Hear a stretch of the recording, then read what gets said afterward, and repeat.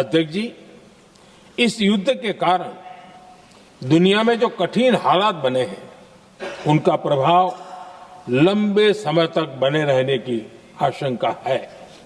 इसलिए हमें तैयार रहना होगा, हमें एकजुट रहना होगा।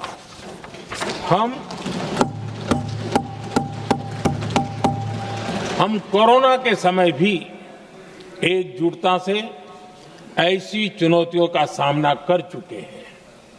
अब हमें फिर से उसी तरह तैयार रहने की आवश्यकता है।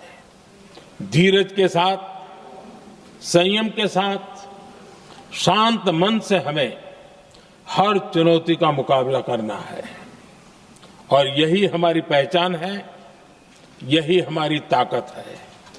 और हां, हमें बहुत सावधान और सतर्क भी रहना है। हालात का फायदा उठाने वाले झूठ फैलाने का प्रयास करेंगे। कोरोना और उस समय के युद्धों के दौरान उस समय भी ग्लोबल सप्लाई चेन में डिस्ट्रप्शन आ गई थी। दुनिया के बाजार में यूरिया की एक बोरी 3,000 रुपये तक पहुंच गई, लेकिन भारत के किसानों को वही बोरी 300 रुपये से भी कम कीमत में उपलब्ध कराई गई। अध्यक्ष जी, देश के किसानों को इस प्रकार के संकटों से बचाने के लिए भी बीते वर्षों में अनेक कदम उठाए गए हैं। पिछले एक दशक में देश में 6 यूरिया प्लांट शुरू किए गए हैं। इससे सालाना 76 लाख मैट्रिक टन से अधिक की यूरिया प्रोडक्शन कैपेसिटी जुड़ी है। इस दौरान डीएपी और एनपीकेएस जैसी खाद का घरेलू उत्पादन भी करीब 50 लाख मैट्रिक टन बढ़ाया गया है। इतना ही नहीं, तेल और गैस की तरह खाद के आयात को भी डाइवर्सिफाई किया गया है। ऐसे ही डीएपी और एनपीके के आयात के लिए भी हमने अपने विकल्पों को विस्तार किया है। अध्यक्ष जी, सरकार ने देश के किसानों को made in India nano urea का विकल्प भी दिया है। सरकार किसानों को प्राकृतिक खेती के लिए भी प्रोत्साहित कर रही है। पीएम कुसुम योजना के तहत किसानों को 22 लाख से ज्यादा सोलर पंप दिए गए हैं। इससे भी डीजल पर उनकी निर्भरता कम हुई है। मैं सदन के माध्यम से देश के किसानों को विश्वास दिलाता हूं कि सरकार किसानों की हर संभव मदद करती रहेगी। आदरणीय अध्यक्ष जी, युद्ध का एक बहुत बड़ा चैलेंज ये भी है कि भारत में गर्मी का मौसम शुरू हो रहा है। आने वाले समय में बढ़ती गर्मी के साथ बिजली की डिमांड बढ़ती जाएगी। फिलहाल देश के सभी पावर प्लांट्स के पर्याप्त कोल स्टॉक्स उपलब्ध है। भारत ने लगातार दूसरे साल 100 करोड़ टन कोयला उत्पादन करने का रिकॉर्ड बनाया है। पावर जनरेशन से लेकर पावर सप्लाई तक के हमारे सभी सिस्टम की निरंतर मॉनिटरिंग भी की जा रही है और सरकार की तैयारियां उसको रिन्यूएबल एनर्जी से भी मदद मिली है। बीते दशक में रिन्यूएबल एनर्जी की तरफ देश ने बड़े कदम उठाए हैं। आज हमारी total installed power generation capacity का आधा हिस्सा रिन्यूएबल सोर्स से आता है। हमारी कुल रिन्यूएबल क्षमता आज 250 गीगावाट के ऐतिहासिक आंकड़े को पार कर गई। बीते 11 वर्षों में देश ने अपनी सोलर पावर कैपेसिटी करीब 3 गीगावाट से बढ़ाकर 140 गीगावाट तक पहुंचाई है। बीते वर्षों में देश में करीब 40 लाख रूफटॉप सोलर लगे हैं। इसमें पीएम सूर्यघर मुफ्त बिजली योजना से भी लोगों को काफी मदद मिली है।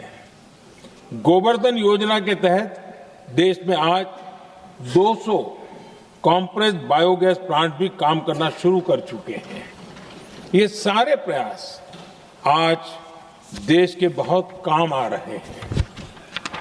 सरकार ने भविष्य की तैयारी और बढ़ाते हुए शांति एक्ट माध्यम से देश में न्यूक्लियर एनर्जी के उत्पादन को भी प्रोत्साहित किया है। कुछ ही दिन पहले small hydro power development scheme को भी हरी झंडी दी गई है, जिससे अगले 5 वर्षों में 1500 मेगावाट नई हाइड्रो पावर कैपेसिटी जोड़ी जाएगी। आदरणीय अध्यक्ष जी, जहां तक डिप्लोमेसी की बात है, भारत की भूमिका स्पष्ट है। शुरुआत से ही हमने इस संघर्ष को लेकर अपनी गहरी चिंता व्यक्त की है। मैंने स्वयं भी पश्चिम एशिया की सभी संबंधित नेताओं से बातचीत की है। मैंने सभी से तनाव को कम करने और इस संघर्ष को खत्म करने का आग्रह किया है। भारत ने नागरिकों, एनर्जी और ट्रांसपोर्ट से जुड़े इंफ्रास्ट्रक्चर पर हमलों का विरोध किया है। कमर्शियल जहाजों पर हमला और हॉर्मुज स्ट्रेट जैसे अंतर्राष्ट्रीय जलमार्ग में रुकावट अस्वीकार्य है। भारत डिप्लोमेसी के जरिए युद्ध के इस माहौल में भी भारतीय जहाजों के सुरक्षित आवागमन के लिए निरंतर प्रयास कर रहा है। अध्यक्ष महोदय, भारत हमेशा से ही मानवता के हित में और शांति के पक्ष में अपनी आवाज उठाता रहा है। मैं फिर कहूंगा कि बातचीत और कूटनीति ही इस समस्या का समाधान है। हमारे हर प्रयास तनाव को कम करने, ट्रांसपोर्ट से जुड़े इंफ्रास्ट्रक्चर पर हमलों का विरोध किया है। कमर्शियल जहाजों पर हमला और हॉर्मुज स्ट्रेट जैसे अंतर्राष्ट्रीय जलमार्ग में रुकावट अस्वीकार्य है। भारत डिप्लोमेसी के जरिए युद्ध के इस माहौल में भी भारतीय जहाजों के सुरक्षित आवागमन के लिए निरंतर प्रयास कर रहा है। अध्यक्ष महोदय, भारत हमेशा से ही मानवता के हित में और शांति के पक्ष में अपनी आवाज उठाता रहा है। मैं फिर कहूंगा कि बातचीत और कूटनीति ही इस समस्या का समाधान है। हमारे हर प्रयास तनाव को कम करने, इस संघर्ष को समाप्त करने के लिए है। इस युद्ध में किसी के भी जीवन पर संकट मानवता के हित में नहीं है। इसलिए भारत का प्रयास सभी पक्षों को जल्द से जल्द शांतिपूर्ण समाधान के लिए प्रोत्साहित करने का है। अध्यक्ष जी, जब ऐसे संकट आते हैं तो कुछ तत्व इसका गलत फायदा उठाने की कोशिश भी करते हैं। इसलिए कानून व्यवस्था सुनिश्चित करने वाली सभी एजेंसियों को अलर्ट पर रखा गया है। कोस्टल सिक्योरिटी हो, बॉर्डर सिक्योरिटी हो, साइबर सिक्योरिटी हो, स्ट्रेटेजिक इंस्टॉलेशंस हो, सबकी सुरक्षा को और मजबूत किया जा रहा है। ऐसे लोगों की कोशिशों को सफल नहीं होने देना है। मैं देश की सभी राज्य सरकारों से भी इस सदन के माध्यम से आग्रह करूंगा, ऐसे समय में कालाबाजारी करने वाले, जमाखोरी करने वाले एक्टिव हो जाते हैं। इसके लिए कड़ी मॉनिटरिंग जरूरी है।